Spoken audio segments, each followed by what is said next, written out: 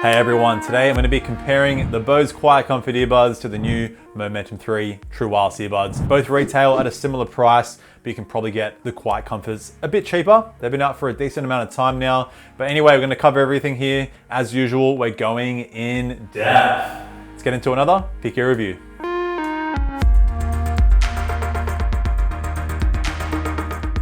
All right, let's start with how the buds fit, and with comfort, I'm just going to give the win to the Momentum 3. The QuietComforts have a pretty unique fit where it's just the ear tip and wingtip that rest in the ear canal, while the rest of the bud doesn't touch your ear canal at all. So with that, it feels like there's less in the ear canal, where the Momentum 3s have a more traditional fit, where the ear tip digs in a little bit deeper and the rest of the earbud rests on the outside of the ear canal. I actually find both buds really comfortable. It's just with the QuietComforts, that umbrella-like ear tip at times can create a slight amount of discomfort inside my ear canal, where on the Sennheiser, I have no issue. Now, when it comes to how secure the buds fit, I'm just gonna give the win to the QuietComforts. The reason the QuietComforts win is that they don't move around as much when running. The Momentum 3s do move up and down a little bit more and create just slightly more noise in the ear canal, where it's not annoying, I'm just picking this out. So that's why the QuietComforts just scrape in the win. But despite that, the Momentum 3 are still my go-to training bud over the Bose, just because they sound better, but I'll talk more about that in a sec. But if you like using your earbuds when training, both have an IPX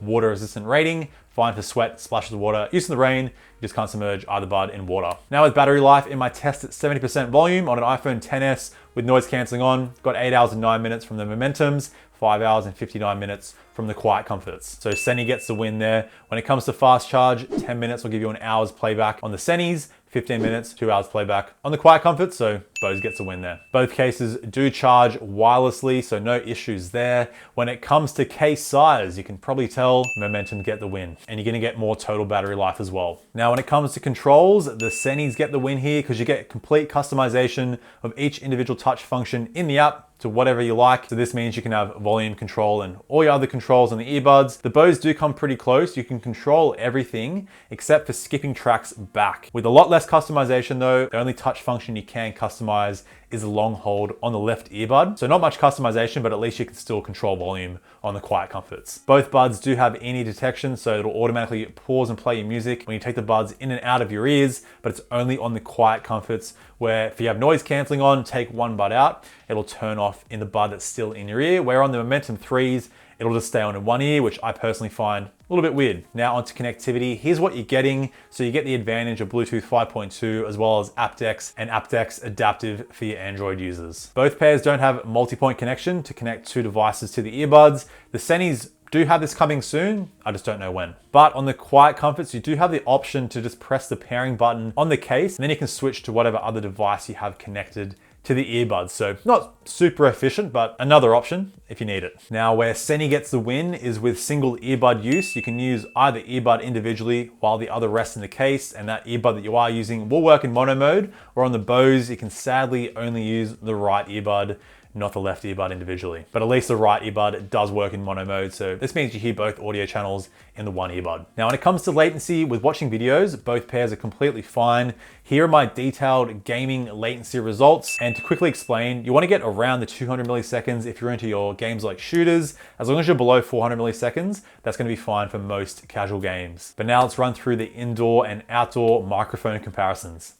All right, so here is a microphone test with the Sennheiser Momentum 3 True Wireless Earbuds, and I'm in a nice quiet room here at the moment. All right, so here's a microphone test with the Bose QuietComfort Earbuds in a nice quiet room here at the moment. Now I've got some crowd simulation noise playing off the bookshelf speakers right behind me to mimic what it will be like to be on a phone call in a noisy environment. And now I've got some simulation crowd noise being played off the bookshelf speakers right behind me to mimic what it would be like to be on a phone call in a noisy environment.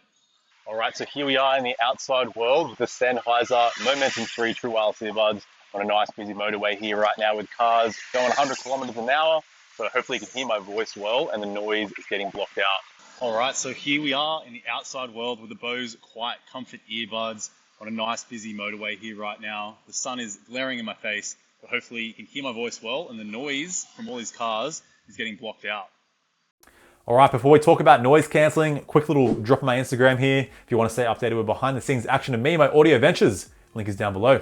on the noise canceling. And how I test my noise canceling to keep it even across the board, I chuck on simulation, train, crowd noise, and plain noise on my soundbar, which has a subwoofer on there as well. So I get nice high-end and nice low-end sounds. The overall winner are the QuietComforts. Here's my overall ANC ranking with all the true wireless earbuds that I have tested. This is a super close one. When it came to my crowd noise test, it was pretty much equal. It was with the plain noise test where the QuietComforts just blocked out that kind of higher white noise hissing sound from the plain noise test compared to the Sennheiser. But what I did find interesting with the plain test, when I chucked noise cancelling on the Sennheiser, the noise cancelling takes about 3 seconds to start to kick in, and then another 3 seconds would go, and then the noise cancelling would kind of let more of that higher end sound in, where the Bose just cut it out completely and it stayed the same. So I don't know if this is a glitch and it can be fixed with firmware, but just gonna point that out. Because if it wasn't for that, then they would be on par. And this might be because the Sennheisers use adaptive noise cancelling, which will adjust the strength of the noise cancelling dependent on the sounds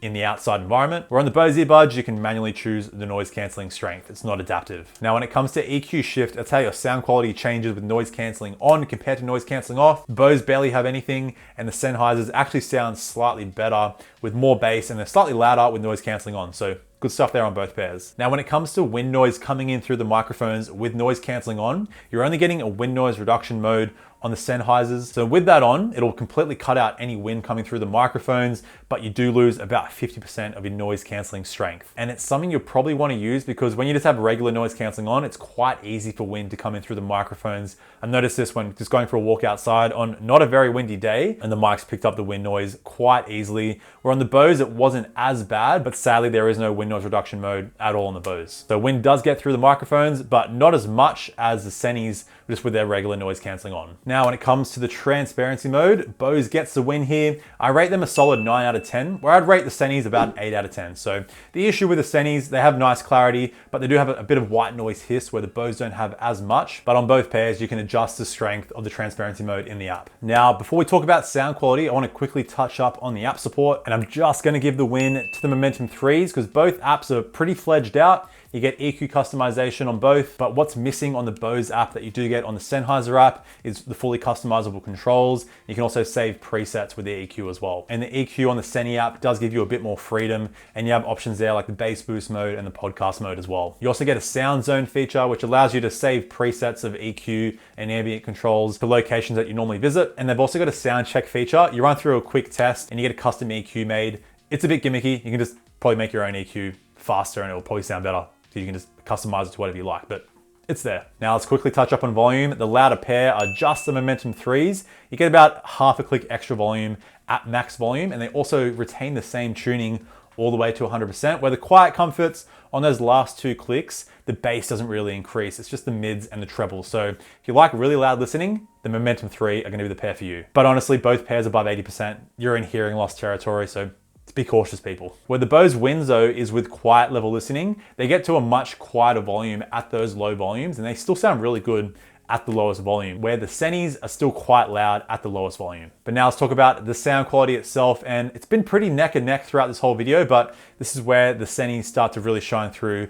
Just overall easily better sound quality. And starting with my favorite EQ on both pairs, on the Sennheisers, I just keep it on no EQ, and on the Bose, I just bring the bass up and the mids down ever so slightly. And both pairs are bringing you a nice balanced tuning, but on the Bose, it's a bit more mid-focused, so you get more forward vocals. Still a decent amount of sub bass though. It's just the treble, and the mid bass is a little bit lacking for me. So compared to the Momentum 3, they just have a much fuller, richer sound. So things like bass lines, kick drums, distorted guitars, have a more full sound with that extra mid bass. And the treble is the most noticeable difference. You just get more sparkle, more detail. So female vocals, percussion, synths, everything in those higher frequencies come across with more energy and vibrance. The Sennheisers also managed to do this with barely getting harsh, even at high volumes, where on the Bose, the treble's not as good, but it can still get harsher than the Sennheisers. And even though the mids are not as forward, vocals come across a bit smoother and a bit more natural. To put it simply, they just sound better with any kind of music you throw at them. Now, in my comparison videos, I normally run through my genre rating checklist and let you know which pair I think works best with each individual genre, but